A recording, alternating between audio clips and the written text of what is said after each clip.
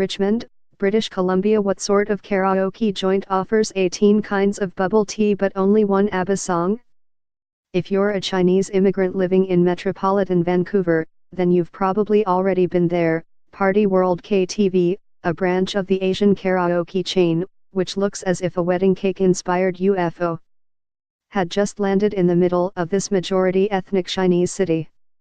It's a popular destination for anyone looking to warble a favorite Chinese pop song, accompanied by music videos occasionally set in the Ming Dynasty and frequently featuring people crying.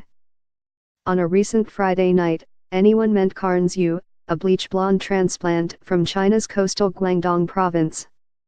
He was on his feet, eyes closed, belting out a rock ballad by the Hong Kong pop star Eason Chan. His girlfriend sat beside him, transfixed by her smartphone. Not that it mattered. Mr. Yu was there for karaoke, or KTV as it's known in China, a guilty pleasure he indulges in often 4 times a week. Sometimes you just want to sing, and then sing more, said Mr. Yu, 30, who works for his uncle's construction company, after his microphone session had ended. KTV is the best way to get rid of stress. With thousands of songs in Mandarin and Cantonese, platters of cured beef and a maze of private rooms packed almost entirely with Chinese immigrants, the Richmond satellite of Party World, long a karaoke staple across China, is a crooning microcosm of Canada's rapidly shifting urban cultural landscape.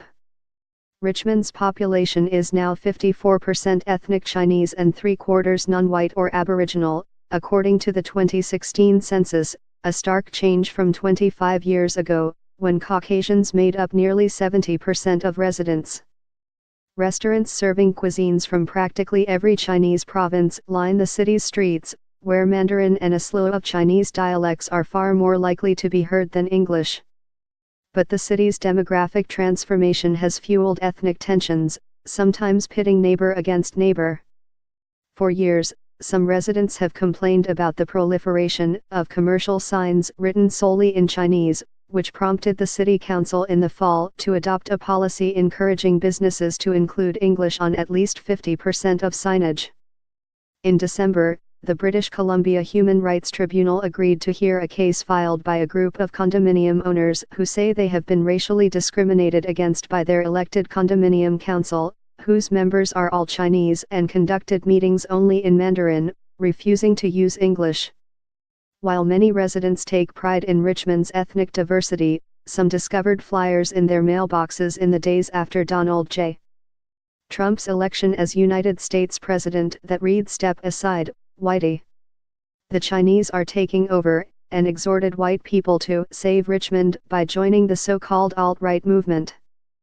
But cultural, if not always musical, harmony resounds at Party World, one of several karaoke clubs in Richmond that cater to the hankerings of Metro Vancouver's soaring Chinese population. KTV is crazy fun because you can act ridiculous together, said Jeffrey Ho, 20, a student at the University of British Columbia, as he waited for a private room with a large group of friends, all of whom were of Asian descent.